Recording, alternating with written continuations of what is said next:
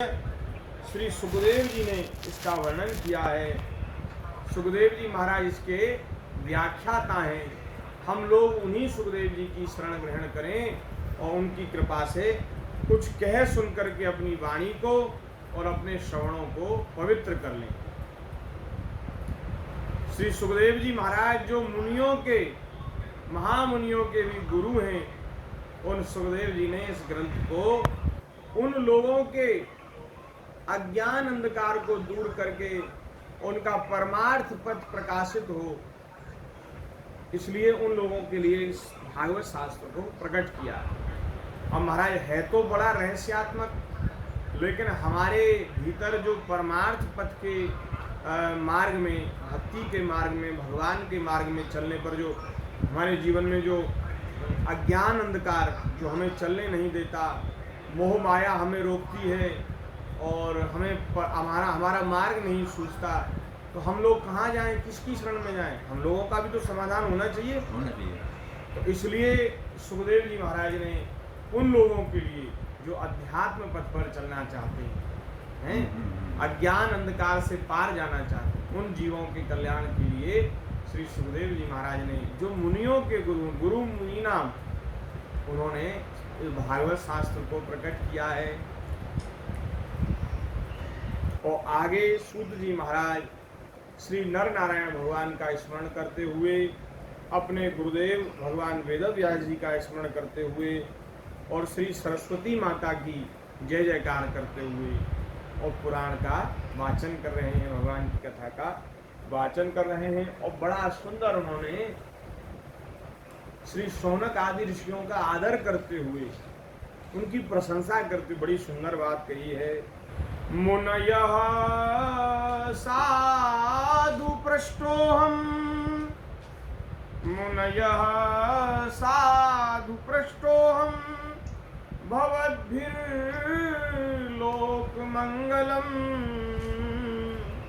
यत्कृतः कृष्ण संप्रश्नो येनात्मा सुप्रसीदति, यत्कृतः कृष्ण संस्पृशनो येनात्मा सुप्रसीदति। सूत जी महाराज ने शौनक आदि ऋषियों से कहा कि हे ऋषियों, हे महामुनियों, आपने बड़ा सुंदर प्रश्न किया। मुनयः साधु पृष्ठोऽयम्, साधु साधु, आपका बड़ा साधुवाद, धन्यवाद, आपने बड़ा सुंदर प्रश्न किया है।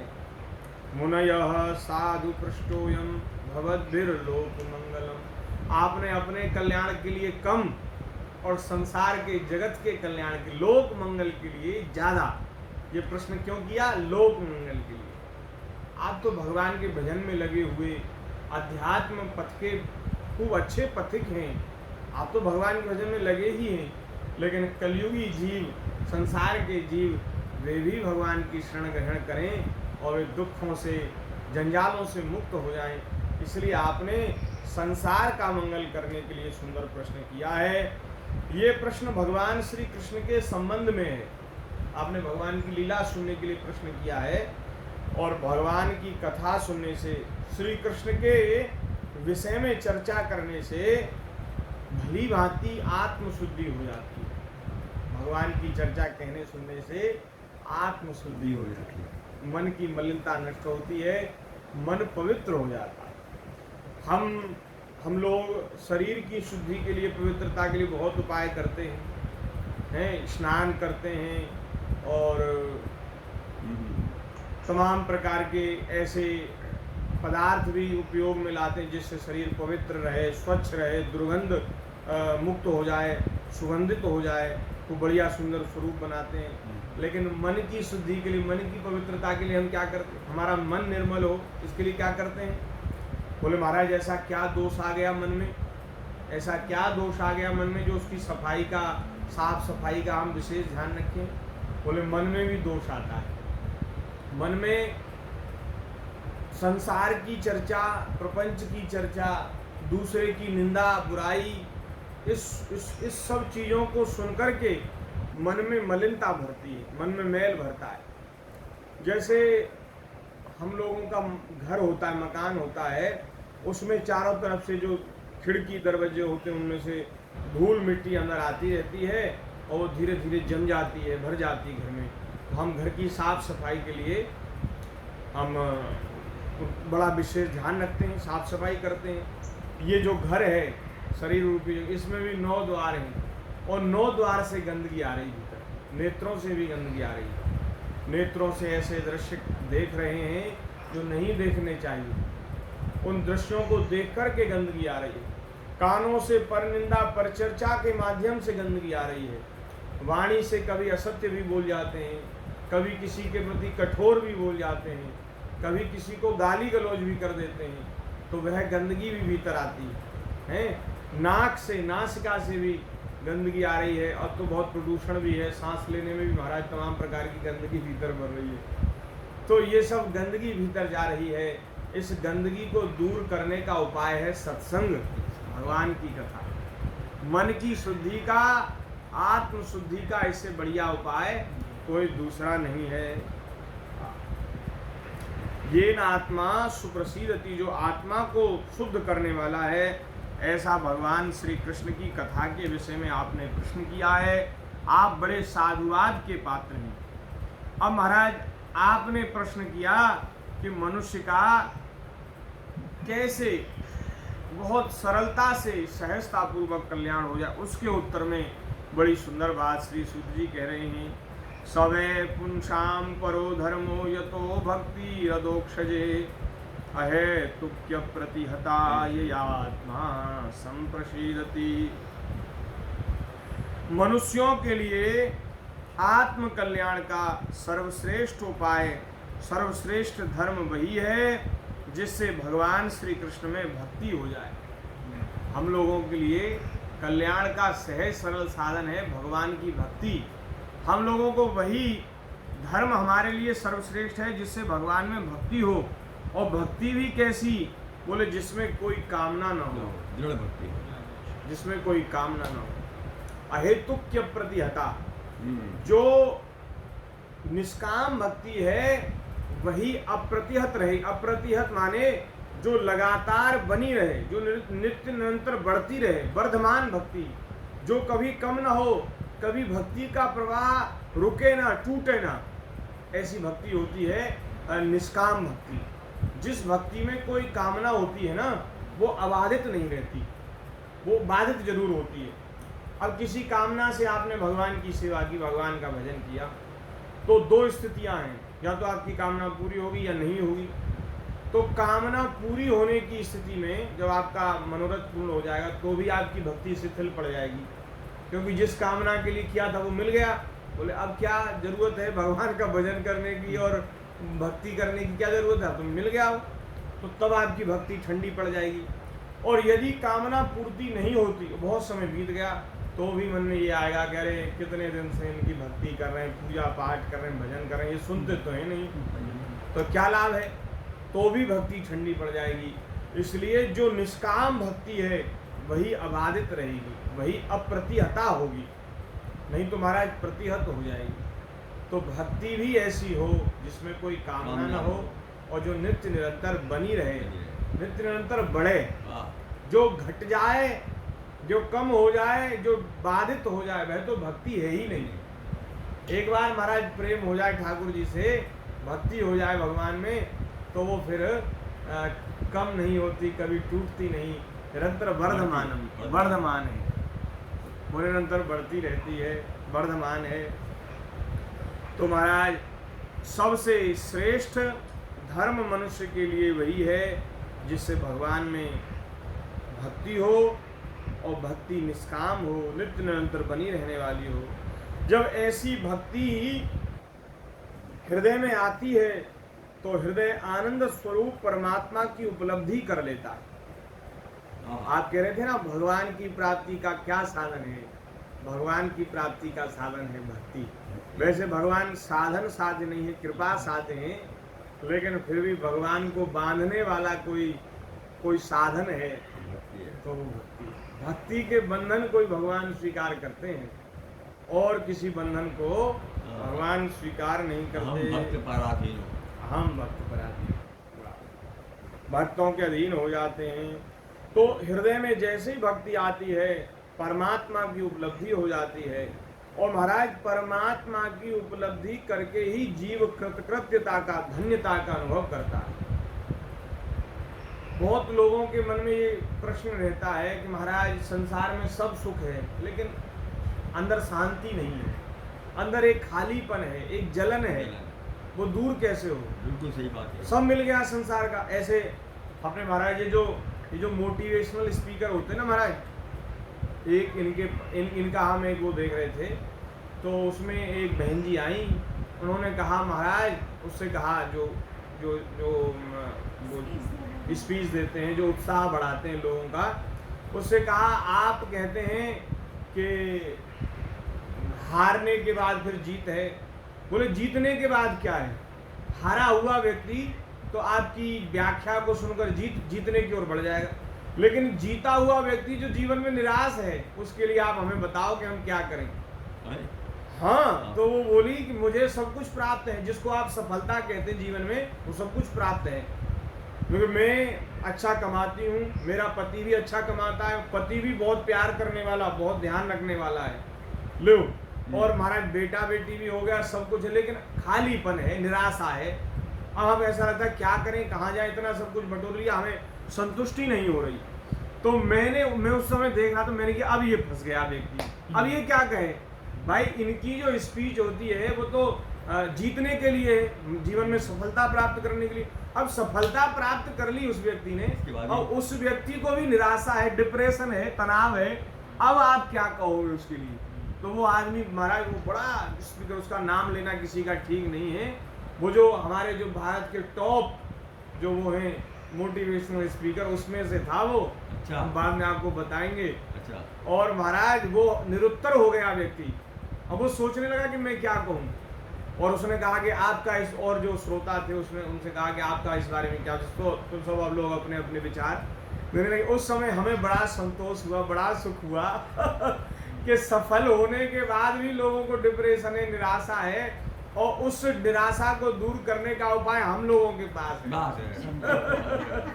चाहे व्यक्ति असफल हो, चाहे व्यक्ति सफल हो, दोनों ही स्थिति में असफलता और सफलता ही हमारे हाथ की बात नहीं है, प्रारब्ध के अनुसार भोगना पड़ता है। अगर हमारे प्रारब्ध में लिख रहा है कि आपको असफल ही रहना पड़ेगा, तो कोई सफल नहीं करता। आप कितनी भी स्पीच सुनो, कितना भी साधन करो, कुछ नहीं होगा। वो भाग्य की बात है, प्रारब्ध की बात है। अब आप तो सफल होने की राह बता रहे हैं, असफल लोगों के लिए आपके पास कुछ है? कोई स्पीच है कि भाई वे लोग भी अपने मन में संतोष करके सुखी हो जाएं? उनके लिए भी कुछ नहीं है। और जो सफल हो गए प्रयास करके, और उनके जीवन में भी ऐसी स्थिति आई कि अब वे निराश हैं, असंतुष्ट हैं, अशांत हैं, उनके लिए भी आपके पास कोई उपाय नहीं है। तो भैया फिर आपका क्या करें? फिर हम आपका उसका उपाय हमारे पास है। हाँ, तो जो हारे हुए हैं, निराश हैं, असफल हैं, उनके लिए भी महाराज भगवान की भक्ति। और जो सफल हो गए हैं संसार में, सब कुछ प्राप्त कर, लेकिन कृतकृत्य नहीं हुए, धन्य नहीं हुए, विश्राम को प्राप्त नहीं हुए, आनंद नहीं हुए, हाँ, उनके लिए भी भगवान की भक्ति, भगवान की आराधना, ये ही उपाय है। और किसी दूसरे उपाय से जीव कृतकृत्यता का अनुभव नहीं कर सकता। तभी तो इस्कॉन में ये जब हरे कृष्ण कीर्तन करते हैं, उछल उछल के नाचते हैं, तो भगवान के नाम में वो लीन हो जाते हैं, तो आनंद आता है, खो जाते हैं। जैसे समुद्र में से मेघ जल का वो लेते हैं, जल लेते हैं, और फिर जल को बरसाते हैं, वो बूंद के रूप में जल निकलता है, और बूंद, छोटी छोटी बूंदें किसी बड़ी नाली के रूप में, और बड़ी नालियाँ फिर नाले के रूप में मिलती हैं, और फिर वे नहरों में मिल जाती हैं बड़ी, और छोटी छोटी नहरें बड़ी नदियों में मिल जाती हैं, और वे नदियाँ समुद्र में जा कर के तब शांति का अनुभव करती हैं। जब तक जल अपने आधार, अपने स्रोत को प्राप्त नहीं कर लेती, जल की बूंद तब तक स्थिर नहीं होती, तब तक शांत नहीं होती, तब तक रुकती नहीं, चलता रहना पड़ता है। आपको कैसे संतोष मिल जाएगा, कैसे आपको शांति मिल जाएगी, जब तक आप अपने मूल आधार को प्राप्त नहीं कर लेंगे, अपने स्रोत को प्राप्त, जहाँ से आप निकले हैं वहाँ तक आप न पहुँच जाएंगे, तब तक आप रोक नहीं सकते, कोई आपको रोक नहीं सकता, कोई बांध नहीं सकता। सही बात। तब लगी जीवना सुख कहूँ, सपने मन विश्राम, जब लगी भजत न राम तन, शोक धाम तहि काम। जब तक श्री राम जी का भजन नहीं करोगे, कामनाओं को त्याग कर, कामनाओं का त्याग करके भगवान का भजन नहीं करोगे, तब तक महाराज न सुख मिलेगा, न स्वप्न में भी कभी विश्राम मिलेगा, जलते रहना पड़ेगा। सही बात है। तो आप संसार में कितना भी कुछ प्राप्त कर लो, कितने भी सफल हो जाओ और कितनी भी सुख समृद्धि प्राप्त हो जाए, लेकिन कृतकृत्यता का, धन्यता का अनुभव नहीं। इसीलिए अध्यात्म पथ का पथिक आपको बनना पड़ेगा। इसलिए हम लोग कह रहे हैं भगवान की भक्ति करो, भजन करो। अरे इतना सब कुछ प्राप्त करने के बाद भी आपको खाली रहना पड़ेगा। इतना प्रयास किया लेकिन फिर भी महाराज जो सुख, जो आनंद मिलना चाहिए तो वो नहीं मिला, तो बताओ क्या लाभ है। अब भैया उतना सब प्राप्त करो चाहे मत करो, आज ही बोले बिगड़ी जन्म अनेक की, सुधरे अब ही आज, बोले आज ही सुधर जाएगी, कुछ प्राप्त करने की जरूरत नहीं। बोले क्या करें, होए राम को नाम जप, तुलसी तज कुसुमाय। बोले कुसंग का त्याग करके राम जी के बन जाओ, भगवान के बन जाओ और भगवान का नाम जप करने लग जाओ, और कोई दूसरा काम करने की आपको आवश्यकता ही नहीं पड़ेगी। आप जहाँ हैं वहीं से आपको सुख, शांति, संतोष की प्राप्ति होने लग जाएगी। भाई संसार की ये जो वस्तुएं हैं, ये इनको प्राप्त करना प्रारब्ध के अधीन है। ये हमारे हाथ की बात नहीं है। अगर हमारे प्रारब्ध में भाग्य होगा तो मिलेगा, भाग्य में होगा नहीं तो नहीं मिलेगा। अब जिनके भाग्य में, प्रारब्ध में नहीं है और वे बेचारे अपनी असफलता का रोना रोते रहें, दुखी होते रहें, उनको कौन शांति, कौन सुख देने वाला है? कोई नहीं। जब तक वे परमार्थ पद के पथिक नहीं बनेंगे तब तक कोई महाराज उनके आंसू पहुँचने वाला कोई नहीं। आपको सफल होने के उपाय तो लोग बता देंगे, लेकिन सफलता आपके भाग्य में ही नहीं, फिर क्या करेंगे? फिर कौन आपको सांत्वना देगा? इसलिए महाराज सफल असफल ये सब बेकार की बातें हैं। ठाकुर जी के भजन में लग जाओ, जहाँ हो जैसे हो, बिगड़ी जन्म अनेक की, सुधरे अब ही आज, होए राम को नाम जब, तुलसी तज कुसुमाय। एक काम करो, कुसंग का त्याग कर दो, भगवान के हो जाओ। हे नाथ, हम आपके हैं, आप हमारे हैं, और भगवान के होकर के और भगवान के भजन में लग जाओ, ठाकुर जी के भजन में लग जाओ। होए राम को नाम जप, तुलसी तज कुसुमाय।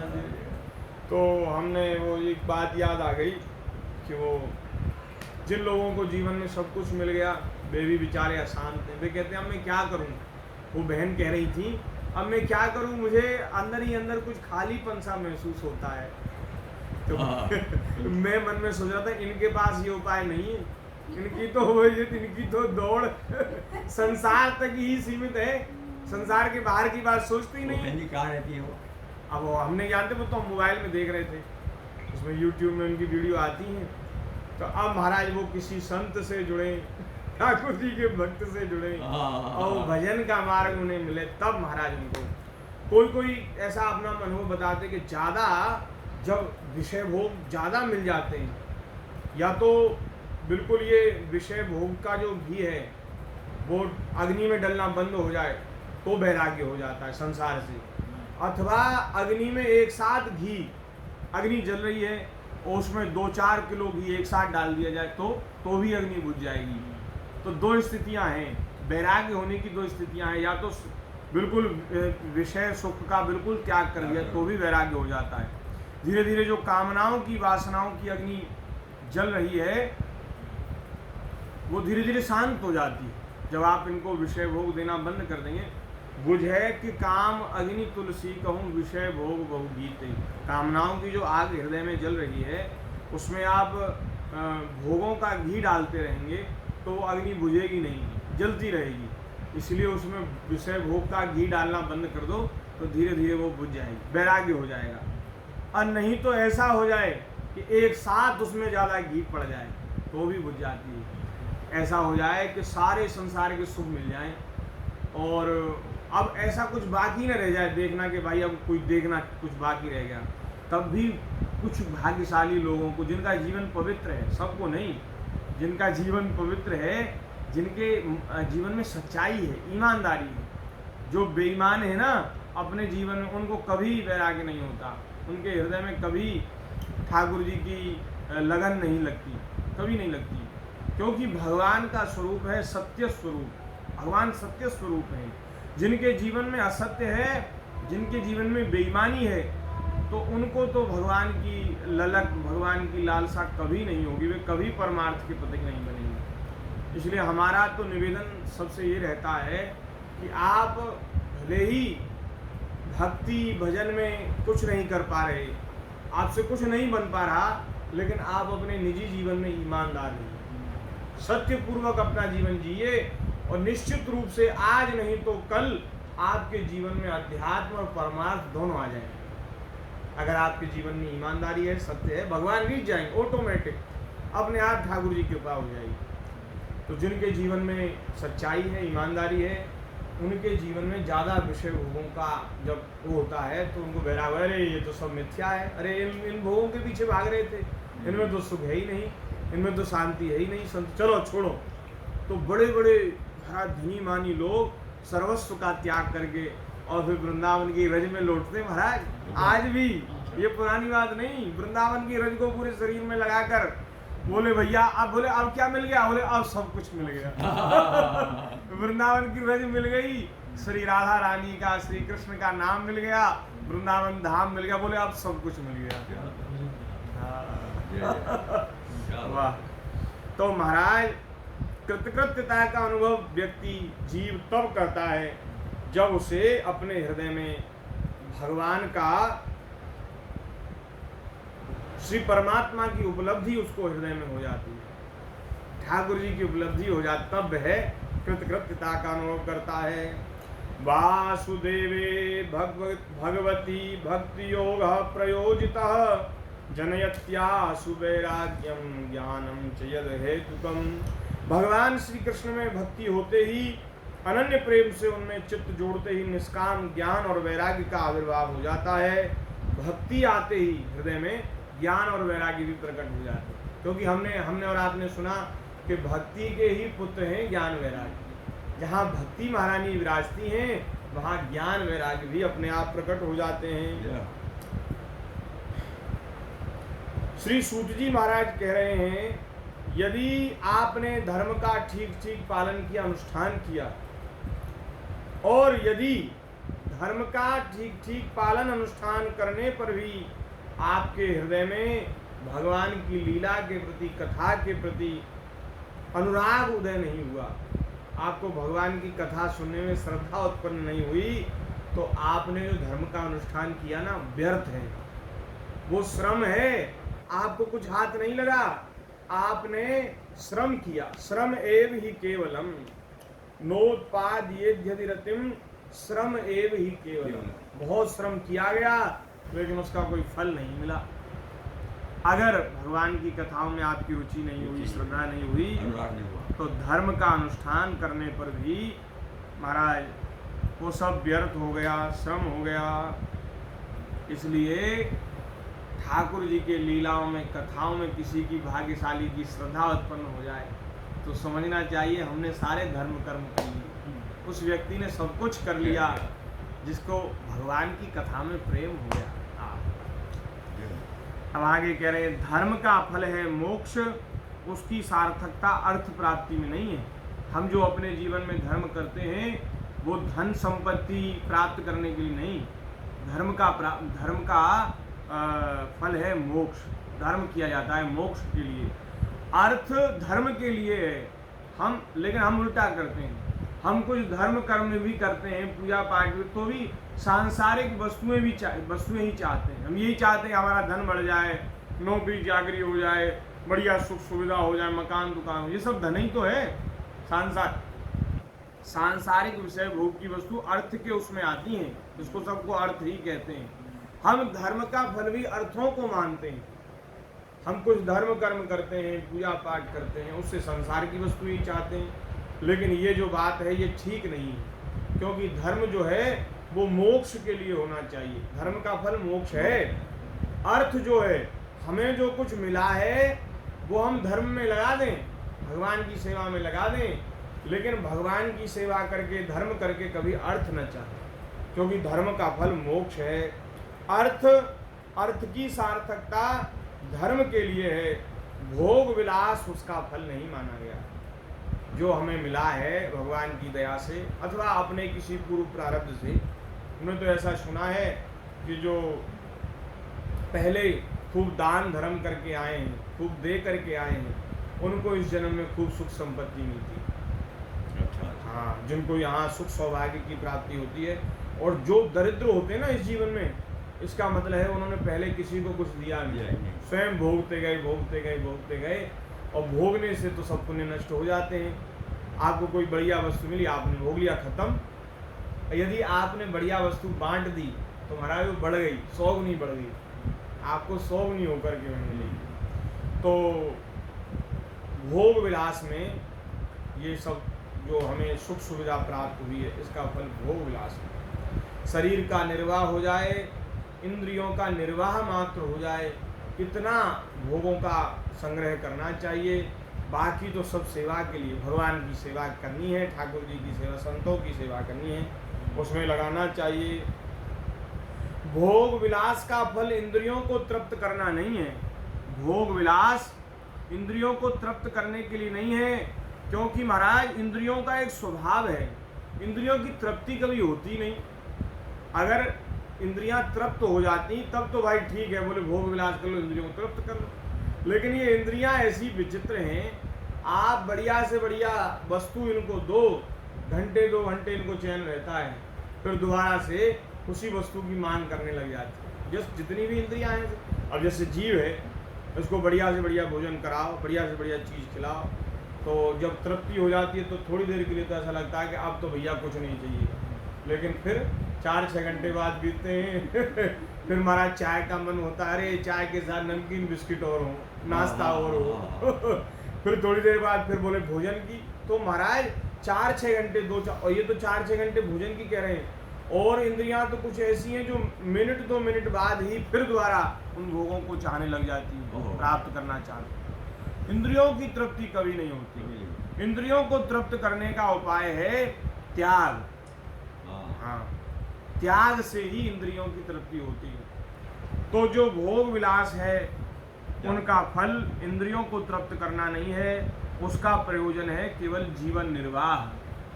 हमारी जो इंद्रियां हैं वो जितना इन्हें आवश्यक है उतना इनको मिलना चाहिए, इतने पर इनका अधिकार है, लेकिन बहुत ज़्यादा इनको प्राप्त कराने से भी इनको तृप्ति तो होगी नहीं, तो फिर क्या लाभ। जीवन का फल तत्व जिज्ञासा है, बहुत कर्म करके स्वर्गादि लोकों को प्राप्त करना जीवन का फल नहीं है। संसार के सुख तो अत्यंत तुच्छ हैं, कोई सुख नहीं है। यहाँ से ज़्यादा सुख तो स्वर्ग में है। स्वर्ग का सुख आप सब जानते ही है ना। स्वर्ग में यहाँ से ज़्यादा बढ़िया खाने पीने की चीज़ है, कल्प वृक्ष है महाराज वहाँ। यहाँ तो सब मिलावटी चीज़, खाने के नाम पे मिलावटी चीज़ आ रही है, वहाँ शुद्ध और सात्विक चीज़ें सब हैं। वहाँ महाराज आप भोगों का कितना भी भोग करिए, आपको थकान नहीं होगी, आपको बुढ़ापा, स्वर्ग में आपको बुढ़ापा नहीं आएगा। अच्छा। आपके शरीर से दिव्य सुगंध निकलेगी, आप कभी थकेंगे हारेंगे नहीं, कोई बीमारी आपके शरीर में नहीं होगी, और आप भोगों को भोगने के नित्य जुवान बने रहेंगे। इतने भोग हैं वहाँ, और भोगों को भोगने की शक्ति भी रहती है। ऐसे लग रहा है 10:49 हो गए, थोड़ी देर और कर लें, फिर उसके बाद कीर्तन करके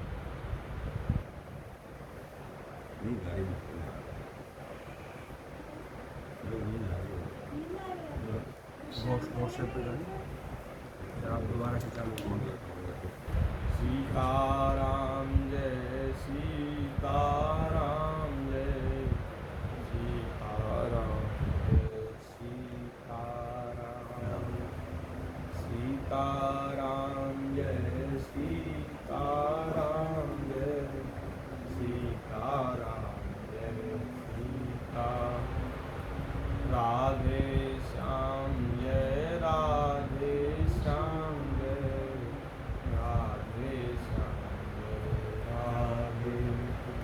जय जय श्यामा जय जय श्याम जय जय श्यामा जय जय श्याम जय जय श्री वृंदावन आप पेड़ के लिए बोल रहे हैं तो जय जय श्री वृंदावन धाम जय जय श्री वृंदावन जय जय श्यामा जय जय श्याम रिकॉर्डिंग हो रही है क्या अभी भी? जय जय श्यामा जय